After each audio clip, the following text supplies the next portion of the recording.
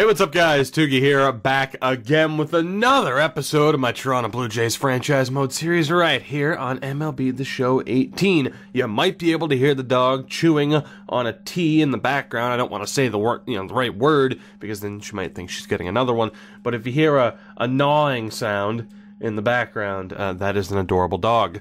Anyway, today, to switch back to serious mode, today is a very big episode for us in this series. Of course, in the last episode, we finished up the offseason. We began Season 3. We started off on an extremely hot note, and then plateaued, and then started to fall off the cliff a little bit. We're at 34 and 27. Not only do we have the draft to worry about, which I am very excited for, we also have some moves to make. Now, there's one thing you're going to learn about me in terms of playing these games. I like to give players a chance, perhaps for a little bit too long, in fairness, and I think the bullpen really kind of solidifies that, where, having the trio of Hand, Rivero, and Doolittle, it worked out really well for us last season. While, of course, their innings pitched would have been down, there was still a good balance, and everyone got to play to a relatively decent extent. Whereas this season, that hasn't happened, and I actually missed this in the last episode. Sean Doolittle only has 6 innings pitched. Now, we only had 27 last year, which still isn't a great sample size, but there was at least something. He had somewhat of a body of work, where this season, the game just isn't playing him at all. It's mainly been going with Rivero, who I'm still not overly happy with, I have to admit. I mean, the first season with us was pretty solid. I was happy with those numbers, the 49 saves. But since then, he's been overshadowed by Brad Hand in terms of who's actually delivering. So what we're going to be looking to do today is we are going to be looking to make changes to the bullpen. Rivero and Doolittle are on the way out.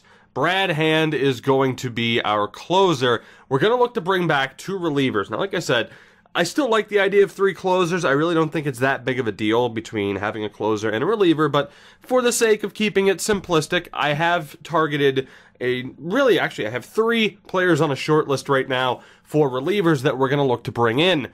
They're all, I don't know what they're all means. They are all going to be lefties. Now, I wanted to just call someone up from within. We have Ramirez and we have Danny Barnes there. Unfortunately, they're both righties. So to try and keep somewhat of a balance, I have targeted some left-handed pitchers to outright replace them, and as far as who the setup man ends up being, it might be one of those 2 new lefties, it might be Givens, Addison Reed, Liam Hendricks, I'm not sure. I'm intrigued if we go on auto, what the AI would set up. As far as starting pitching goes, I mean, we're still 2 months out, really, from the deadline. I think I'm going to wait, see how things go moving forward, see if someone like Zach Wood can turn it around. And of course, surprisingly, Zach Eflin ended up in the lineup, and he's been doing very well, or in the starting rotation. Speaking of the lineup, there are going to be changes as well. Now, one of the controversial moves, I'm sure, will be going after Chris Sale instead of Billy Hamilton, especially now, where it's still quite obvious we need to improve our defense, we need to improve our speed. We have some underperforming outfielders in terms of everything else but at the plate. And even at the plate, they've still been a little bit disappointing, that being Scott Schebler and Randall Grichuk. I mean, 18 home runs between the 2 of them, 64 RBIs. The averages, the on-base percentages, not great. But with everybody else that we have, you'd like to hope that the offensive production would at least still be solid moving forward. I am going to look to trade both Schebler and Grichuk here.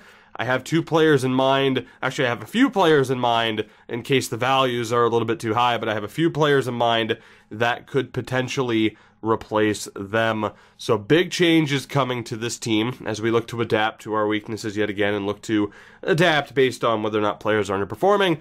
And we have the draft as well. And I think what I'm going to do first is look to make these moves. So let's get down to it, shall we?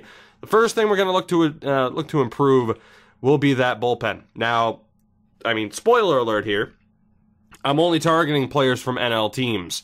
Yes, I am that paranoid that trading within the AL is going to haunt me in the playoffs.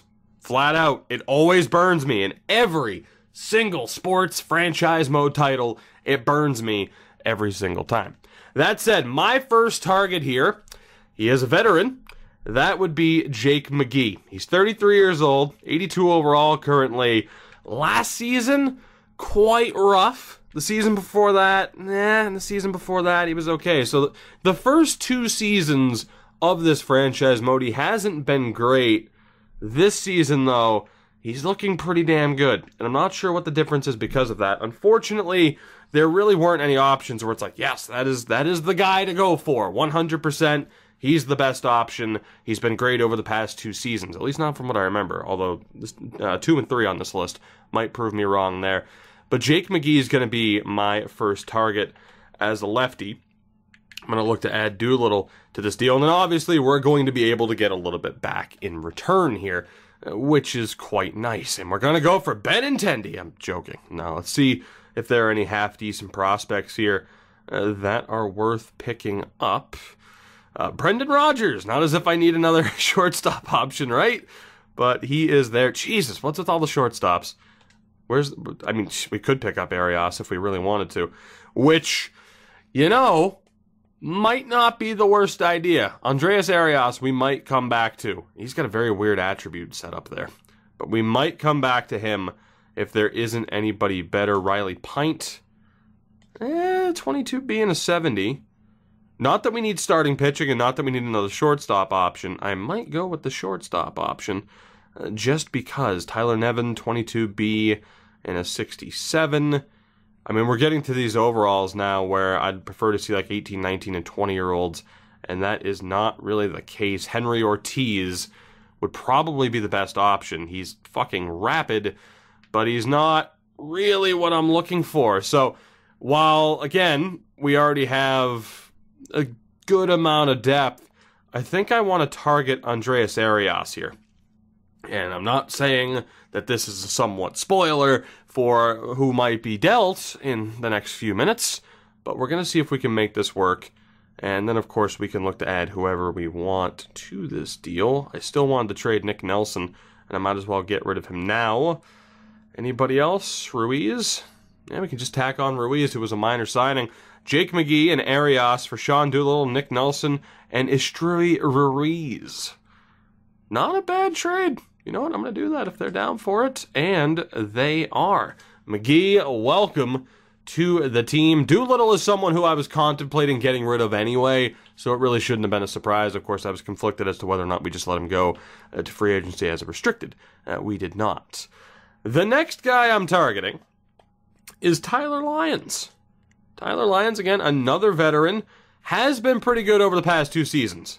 He was the one that I was thinking of, like, am I wrong on that? He's actually been really good over the past 3 years. The concern is he's a 78. However, he's a legitimate 78, so he has room to improve, and I really fail to see how this would backfire on us. But, again, I am targeting a third option as well, just in case McGee or Lyons struggle. We have a call-up option.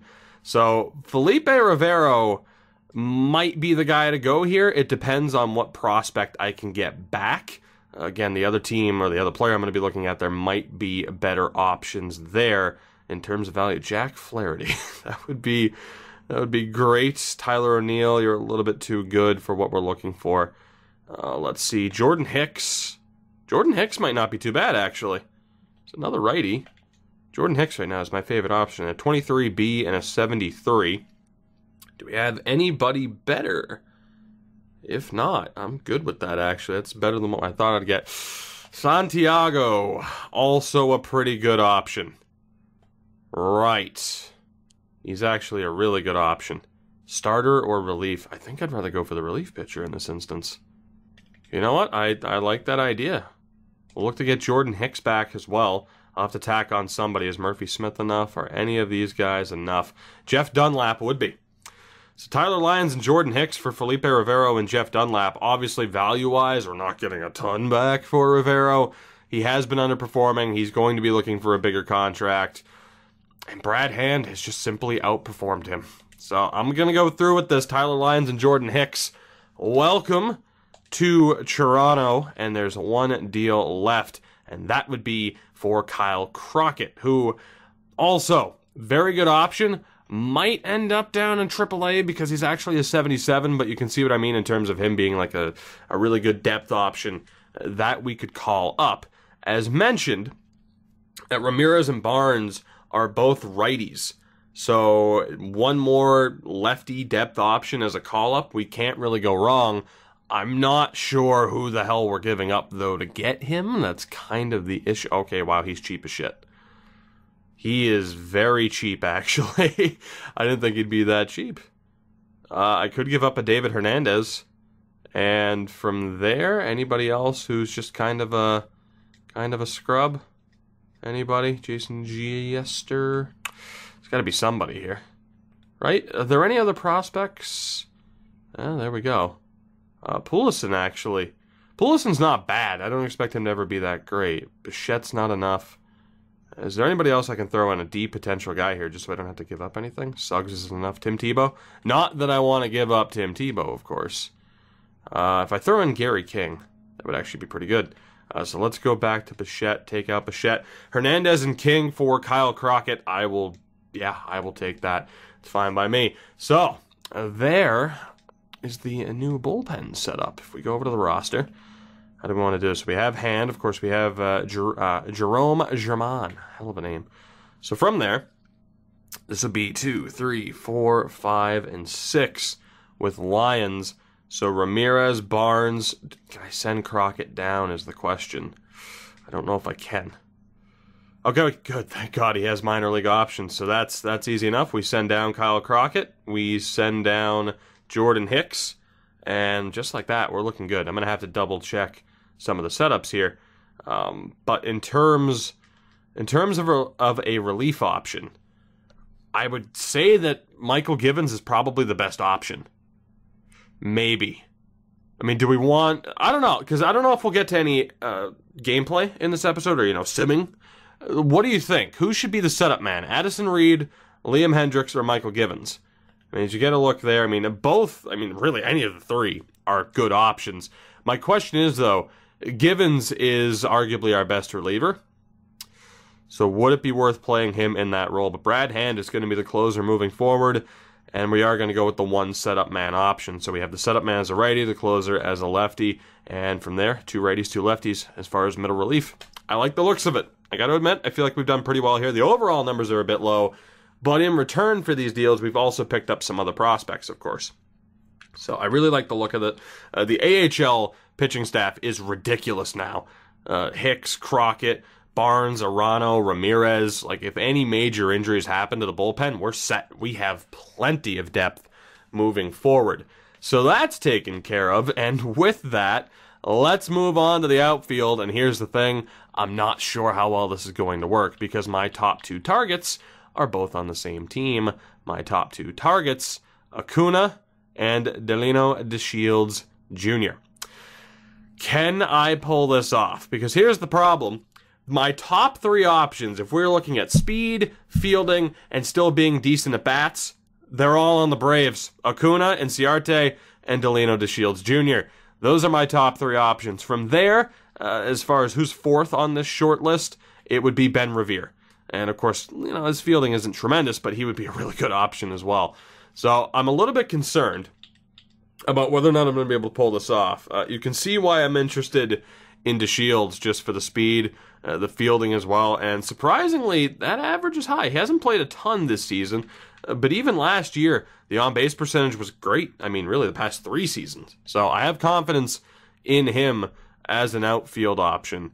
It's just whether or not we can pair him with Inciarte, with Acuna, or if we have to go after a Ben Revere. Margot in San Diego, also an option. Eaton and Goodell, both on the Dodgers, are options as well. But these are the main 2. You now see why I talked about potentially moving a shortstop. But even with Fernando Tatis, I don't know if it's enough. If we just go with Bichette, I don't know if moving Tatis here, and again, I talked about it, the option of moving Tatis is still there. Can we make up that little bit of value? I would assume so, but you see what even these B potentials look like in terms of trying to move them. They want a catcher, so Tyler Stevenson you think would be a guarantee, but the value bar isn't moving that far. I don't know if we're going to be able to pull this off. That's the big question as to whether or not we can get an Acuna out of this deal. And to be honest, I don't think we can. I think the value is just, yes, even a Rhys Hoskins, like a Chris Sale works. A Jameson Tyon doesn't even make it work. So there's no way that we're getting Acuna, which is what I figured. And Ciarte, I mean, the fielding is there, the hitting's definitely there, the speed's a little bit lower, but it would still improve. And to be honest, I think we can make that happen.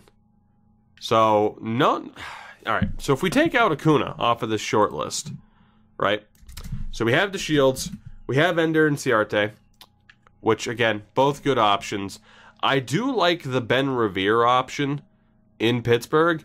The big knock for him, though, is the fielding's good. It's not great. The arm is but obviously the speed and the stealing is there. So you can see why that would be a good option for him, though. An extra year on that deal at 31 years old, that's a tad bit concerning.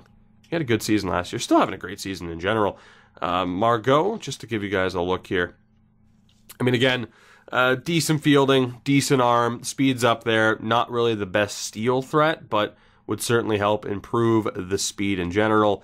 And then with the Dodgers, you have Adam Eaton and Tyler Goodell. Both guys I was looking at as well.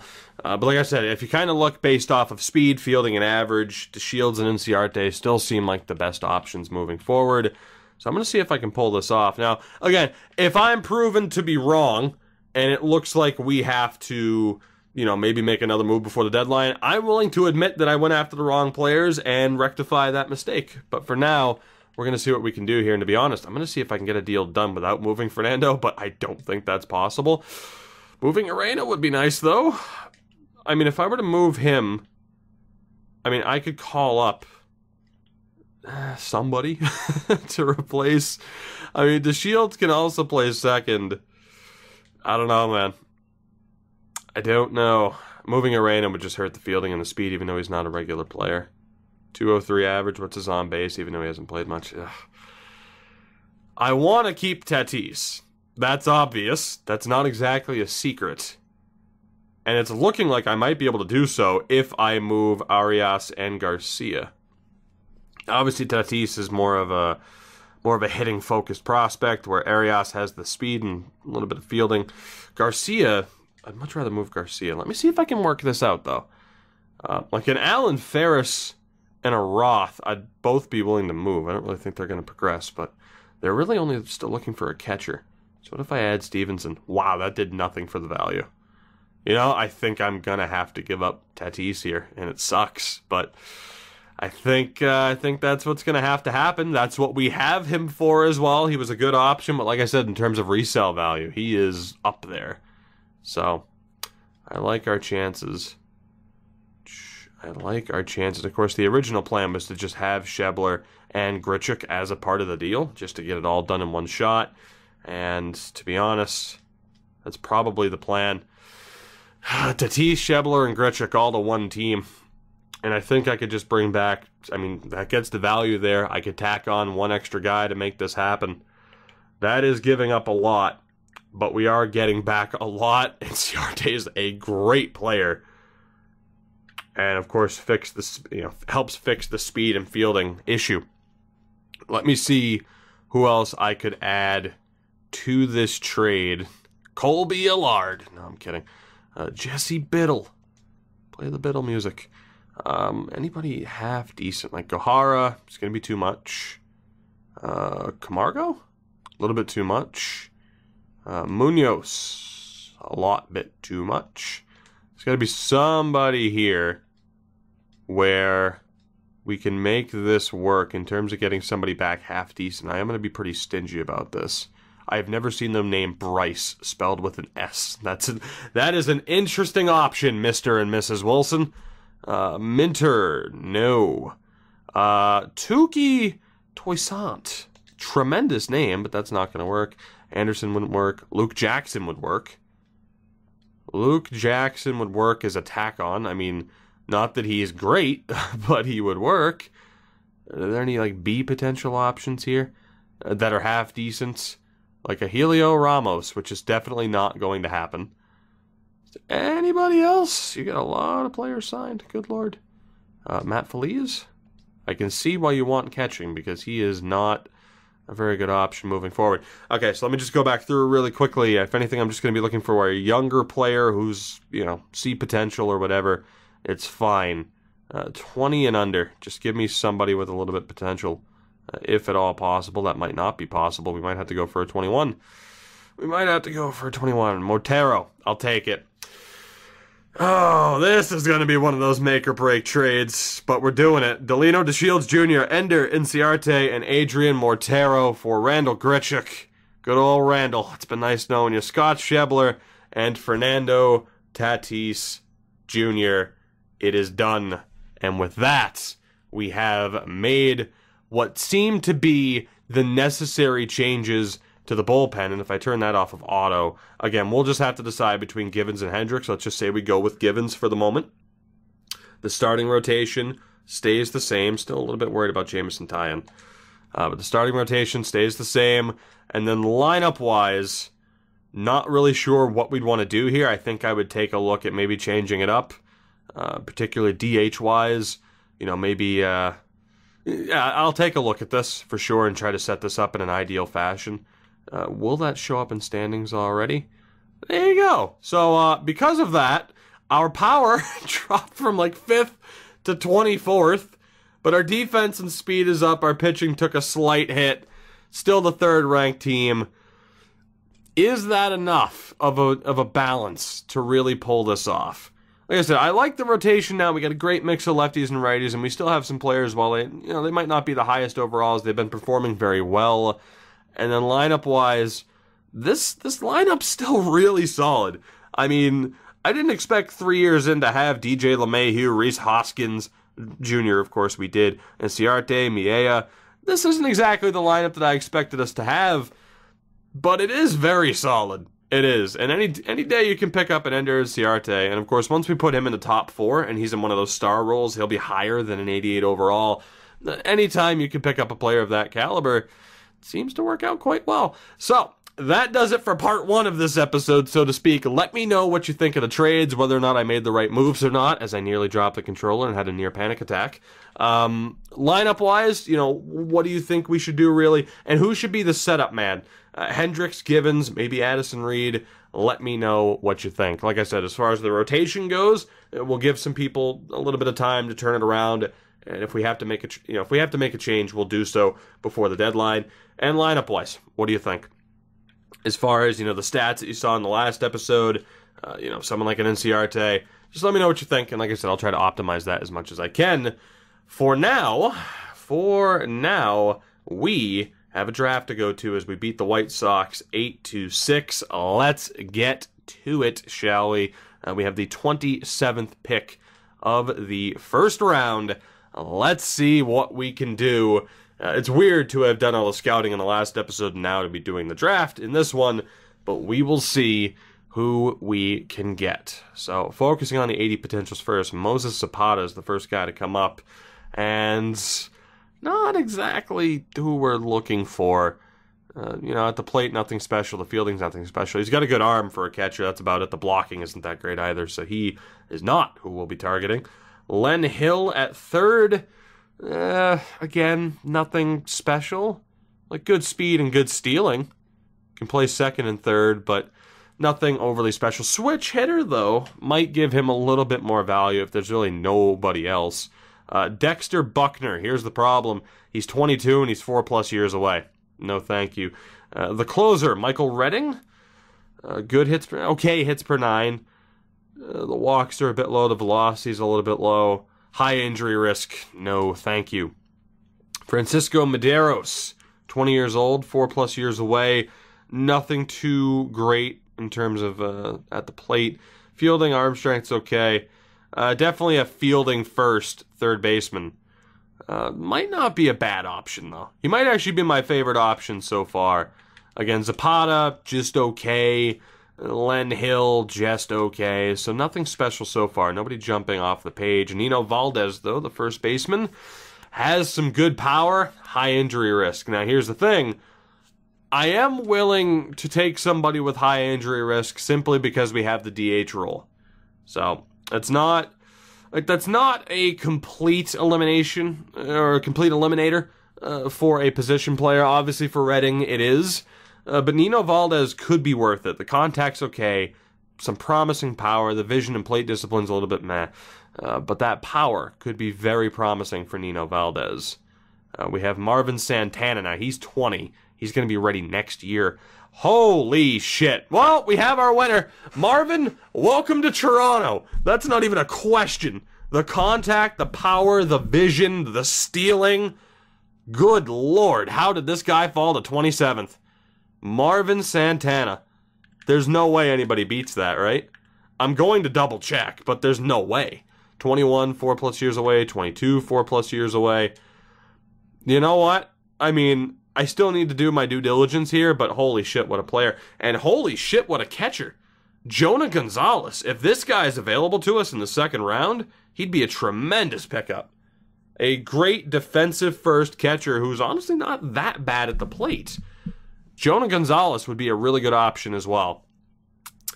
Again, 20 years old, 4+ years away. It's not bad. And I know it's like, okay, it's a 1-year difference between Gonzalez and Abreu, but still, I feel like it matters personally. Ryan Berry. Let's see. Honestly, not that bad. He's okay, but obviously, in comparison, I really like Gonzalez. Other 75, Chad Bennett. Might not be a terrible option in the third round or later if he falls to that point. And we're down to the 70s now. So, I mean, obviously, Martin Santana. I think I called him Marvin before. Martin Santana is our go-to. It's not even a question. Martin, welcome to Toronto. And again, how you fell to that point, and our catcher that I had my eyes on went the very next pick, which isn't surprising. And obviously this draft is it's a little bit different for us. Where, yeah. No second round pick because of the whole competitive balance and everything. That would be because of Chris Sale, I do believe. It would be, because Boston had the extra 2 picks. So they had a qualifying offer on Chris Sale. So we lose that extra pick. We have to wait until the third round again. 2 picks later, went Gonzalez. But I'm happy, man.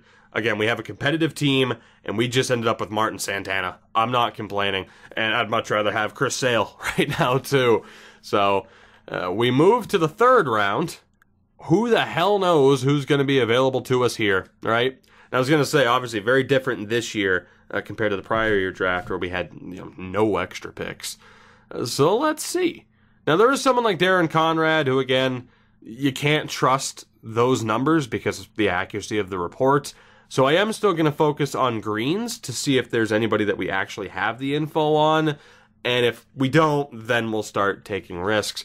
And Chad Bennett is still there. Hits are solid, Ks are great, walks, control, velocity, it's all okay. But he's not a terrible option. I'd rather go with him than take the risk on a complete unknown.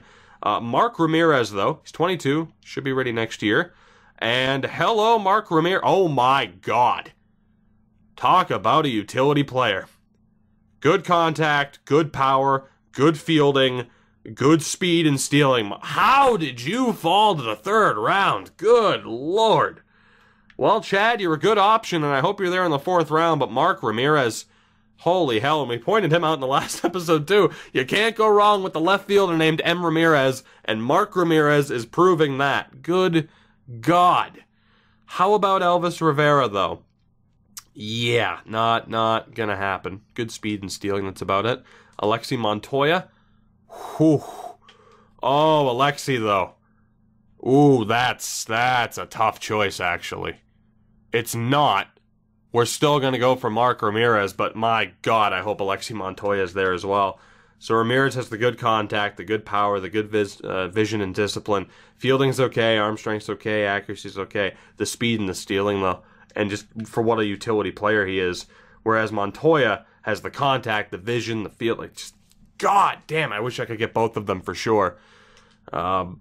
Again, like, between Rivera, Bennett, good options for later on. But we have our 2. Yeah, no doubt. Oh, Montoya. It's got to be Ramirez just for how versatile he is, but I really hope Montoya's there. I really do. That speed is tremendous. The speed and that contact, like, he could be our future leadoff hitter for years to come. I feel like I have to go for Ramirez, though. Maybe. Do I, though? Do I?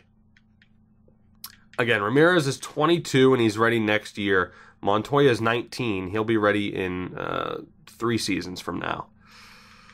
Oh, man. I actually don't know here. This is tough. So Ramirez has the good contact, the good power, good vision and discipline, just very well-rounded with very good speed and is more versatile. Whereas Montoya has the good contact, good vision and discipline, fielding, arm strength, accuracy, all that's okay, but also has the speed. So looking at the fielding options, the fielding is about the same. Montoya might have the slight edge. Montoya, 80-80 speed, 70 out of 75 stealing. Both have great speed. Both are okay fielding-wise. It's just at the plate. Ramirez has that little bit of extra power. Montoya has that extra bit of vision and discipline. That tiny bit extra. But Ramirez has the extra power. Oh, man, I got a feeling one of them's not... This is my tough choice right here. Ramirez or Montoya. I'm gonna go for Ramirez. Please, Montoya, be available. Please. Please? Has he been selected? Oh my god, has he been selected? Olivo, Sanchez, Matheny. Oh my god, please tell me he's still there. Please tell me he's still on the board. No! Texas, you suck! Ah, Texas, I hate you. Son of a bitch, we were so close too. Not really, but kind of. Oh, man. Well, we'll find out if I made the right choice. I hope Ramirez was the right choice over Montoya. I don't think we could have gone wrong either way, but one guy will be better than the other, I'm sure. Chad Bennett's still available. God damn. I'm gonna do my best to not breeze through the rest of this draft. I still need to take it somewhat seriously. But obviously that's all that's on my mind right now is finding out for sure whether or not we made the right choice. And by we, I mean me. Staton and the other dude up above, not Riley, but the other guy we took a look at, were okay for position players. Hemphill, we're going to avoid. We're going to avoid Medrano. And with that, I think that's it. So I'm going to take Bennett here. Looks like a pretty decent closer, especially for the time. And from here, I mean, God, I'm so nervous to find out with Texas if I made the right choice. From this point on in the draft, we're pretty much in best guess territory. Zambrano and Staton aren't... Actually, Zambrano was pretty bad. Staton's not terrible. I mean, he is, but he's the best option we have as far as who's been scouted. So it might just be worth taking a risk on some of these other guys here. And just hoping for the best. Catcher-wise, I mean, Russell Napier's there, but again, you can't really trust that. Santana, no thank you. Third base, we would have Roland. Again, the stats aren't even worth looking at because you can't rely on it, aside from maybe secondary positions. So we could go for Roland, we could go for Ibarra, which, you know, again, how I wish I could rely on that. I didn't scout out any starters, any starting pitching. Jimenez doesn't have any secondary positions, neither does Sherwood. It might be worth just taking a risk on a starting pitcher, or perhaps another reliever. Or I could just take Staton and then go for the best guess from there. So obviously, you know, someone would be like, "Oh, for sure, take Conrad." Don't you think another team would have taken Conrad already if he's that good? Late steals happen. But odds are, if he was that good, he still wouldn't be on the board. So, makes me think that there's something wrong with him. It does. You know what? In the fairness, or in interest of not having fun, I'm going to take Staton here. Just because he's the last guy that I have any info on. And we will go for it. Conrad ended up going to the Nationals. We'll remember that. Right. So if we're going to take a risk here, there's only 2 starters left. Aguilera is 19 with, Aguilera's 19, supposedly ready next year. Brennan's 18, going to be ready 4+ years down the road. And then again, 18, 4+ years down the road. So between Eric Rector, Samuel Castro, and Jack Brennan, really, or Aguilera. Jack Brennan, 4-tool pitcher out of North Dakota. Aguilera, the Mexican. Rector from New Jersey. And Castro from the Dominican Republic. He's a lefty. Rector's a righty. Brennan is a righty. Aguilera, the lefty. Luis Aguilera. Yeah, take the risk on Aguilera. I got a feeling he's going to be a high overall, but low potential. Jack Brennan, Luis Aguilera, Rector or Castro. Jack Brennan, though, out of North Dakota. Aguilera or Brennan. I'm gonna go with Aguilera. Maybe. I don't know. I got a feeling Brennan's gonna be the better one. I really do. I'm gonna go with my gut. I'm gonna go with Brennan. I'm sorry. But there we go. The draft is in the books. To end this episode, let's see not only how we did, but how other teams did as well. So keep in mind that's all the rest of this episode's going to be. Moment of truth. Here we go. And holy shits. Okay. Some interesting options here. First things first, Martin Santana, 20 years old, 75 overall with 89 potential. 1 point away from being a potential, so that kind of sucks. Had he been a potential, that would have been amazing, but still, 89 potential, 27th overall pick in the draft. What a player. High steal rating, I mean, obviously the batting. Low durability, but we have the DH option. I'm happy with that. Like, there's no way a player of this caliber should have fallen to us at 27th. And again, as an AL team, he has all the value to us in the world. He's more than likely going to be able to step into the lineup next year. So again, the fielding stats incredibly low. You could talk about moving him over to a first base spot, really. A great option, and we're going to pay him a decent amount of money on this initial contract because there's a decent chance of him getting playing time next season. So Martin Santana, welcome. From there, Mark Ramirez is 22, but only a C potential. High speed rating. Fielding's low. Yikes. He's not what I thought he was going to be. Very versatile. But odds are, nothing more than a bench player. I have to check Texas. I have to.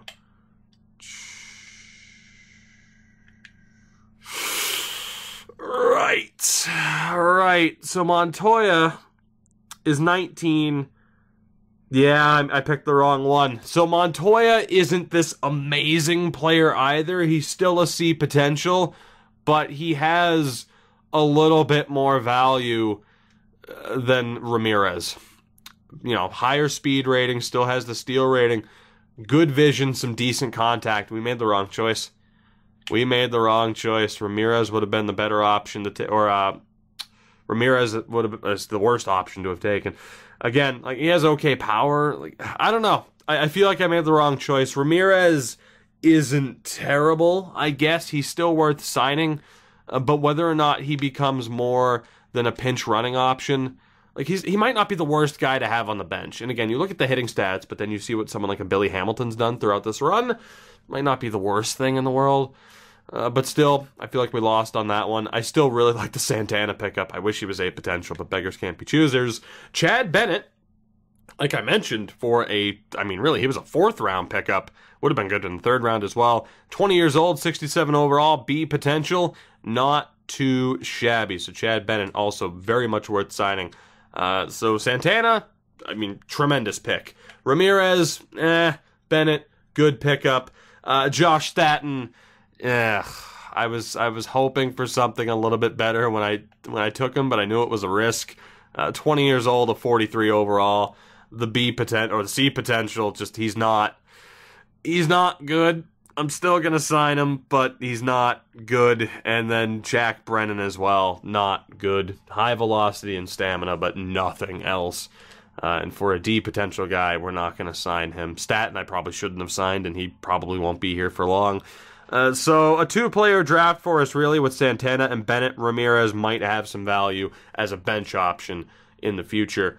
Overall, 5 picks in this draft. We hit on 2 of them, arguably 3. So I'm okay with it, all things considered, but it's nowhere near our greatest draft. But we did have an amazing pickup in Santana. Looking through other teams quickly, Samuel, great pickup, and that's all I'm pretty much going to say. I mean, I'm going to look at the age, the overall, and the potential, and just tell you what I think. But Samuel's a great pickup. Barry's okay, really low overall, but he's 18, so he might be able to make up for it. Almanzar, good C potential guy. Of course, they ended up with some other C potentials again. 70 to a 79 is C potential. So I'm not going to look at the C potentials. I'm just going to look at the B potentials. So for the White Sox, pretty good draft. Samuel's a great pickup. Barry's okay, and they might have gotten some good depth options. Cleveland, Marco Pena, not good. 21 and a 49, not good. David Lee, 22 and a 51, not good. So at best, they ended up with some decent depth options. Detroit ended up with nobody. Milo Machias is okay. 20, he's a 60, which is a bit low, but at least he's 20. So, rough draft there for Detroit. So, hey, we did better than the Tigers. Kansas City. Right. Kansas City. Amoros is too low of an overall. Gonzalez is way too low of an overall and a D potential. So, like Murillo here, great starting overall for an 18-year-old, but only that C potential. So, might be a decent depth option, might be a decent 4 or 5 guy in the rotation moving forward, but not like a true game changer. Minnesota, Franco, overall's a bit low, but he's 20, so he has time to develop out of it. Rangel, much, much better. That's a great pickup for them. Dion Kotz is, 55's a bit low. So a decent draft for Minnesota from what we can tell. Jonah Gonzalez. We made the right choice going with who we went with, but still, Jonah's okay. 20 years old, 62 overall is pretty good. Again, for a defense-first catcher, the arm rating's actually a little bit lower than I would have thought, but he's a pretty good pickup. They're only B potential guy or higher, though, which is surprising. And Eric Rector would have been a much better guy to go for in the end of that draft. Jeff Bergman is amazing, obviously, as a reliever. 19 years old, 72 overall, 83 B potential. That's a great pickup. Just because we're already there. Neff is an OKC potential guy. Len Hill. It made sense. Now, he was either second round or third round, and either way, I think he was off the board by the time we got to pick. He probably would have been. But Len Hill's a really good pickup as well. Low overall, but he's 19. He has time to develop out of it. And holy shit, Jim Vento, by the way. Whew. Wow. That's a great draft for Oakland. Holy shit. Jim Vento, ladies and gentlemen. I wish I had known. I wish I had known he was going to be that good. Good Lord. I don't remember if on the scouting reports I had any indication he was going to be that good. He's pretty fucking good. I mean, as for a C potential guy, that's a bench option. That's a regular, everyday option. So great pickup there. Seattle, good for Avalos. James Beek, too low of an overall. And from there, it kind of drops off. Texas ends up with Johnny Salazar for a closer. Obviously great. Then the controversy as well. Alexei Montoya should have trusted the contact and the speed over the power. That is what we learned today. Houston ends up with only 1 B potential guy, but he's pretty good. Devin Benitez, low overall, but he's 19, so not too bad there. As far as any other, decent options for a C potential, Meeks isn't too bad. No B potentials or higher for Atlanta. Interesting. Miami gets Gonzalez. 55's okay. I mean, with that much speed, he'll at least be a bench option for them. He's 20 as opposed to Buckner, who's only, he's 22. So, yeah, that's when it gets to be a bit rough, when you're only a 55 overall at 22. So, Washington, Bryant is obviously terrible, given the age and the overall. Guzman, better. 47 is obviously a really low overall, but he's 18. The Mets end up with Rios. You already know my thoughts, and he is their only B-plus player, really. The Phillies get Robles, who is okay. And they get Bobby Tyson, who is pretty good, actually, as a reliever. 1964 with 84 B potential. Chicago ends up with Manny Olivo, who is not good. 55 overall at 23 years old. My thoughts there are obvious. Cincy ends up with Preston Rhodes, who 65 overall, but he's 22. Just he'll probably make it, but he's not going to be great. And he was their only B guy. Milwaukee ends up with Vasquez. Same thing as far as the prior criticism. They also get Nino Valdez, though. 20 years old, 49 overall with that B potential. I don't know if he'll make it, man. 49, 20 years old. We'll see. That's a tough one, though. Pittsburgh gets Elmer Irizarry, 23 and a 59. So a very rough draft there for Pittsburgh, including 4 straight D potential picks. So you could argue we didn't have the best draft, but we still did really well given the circumstances. St. Louis ends up with Rhett Dooley as a catcher. He's okay. Overall's a bit low.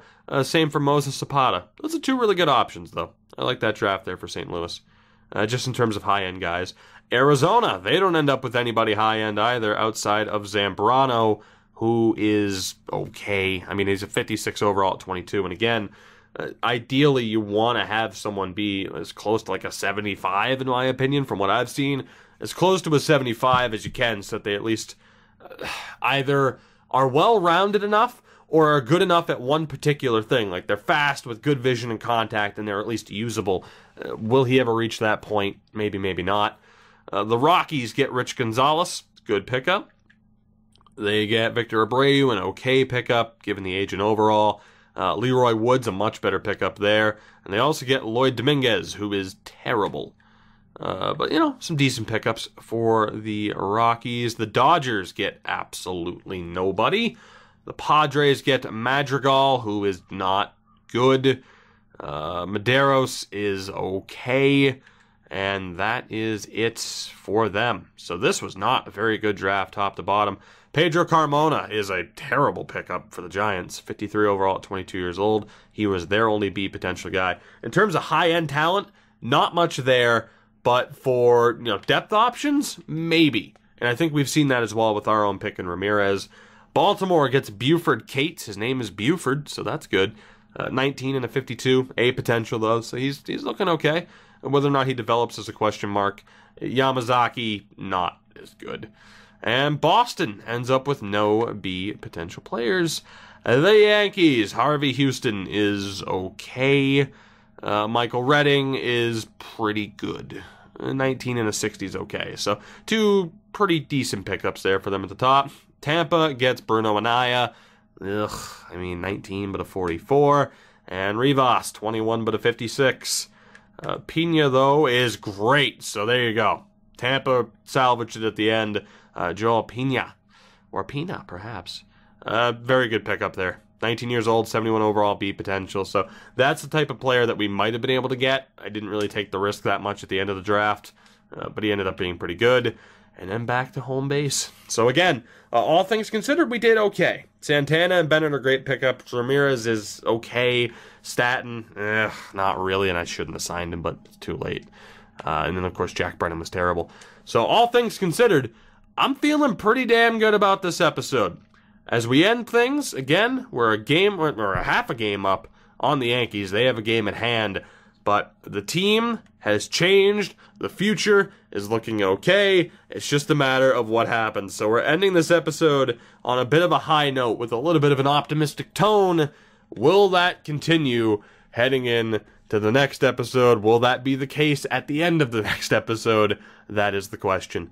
Thank you guys for watching. You know what time it is. It's the time for me to tell you to like, comment, subscribe, share, notification bell, carrier pigeon alert somebody, a message in a bottle, pen pal your pen pal, send money to a person on PayPal, not me, but fucking read a book. I don't know. Thank you for watching. I love you all. Goodbye for now.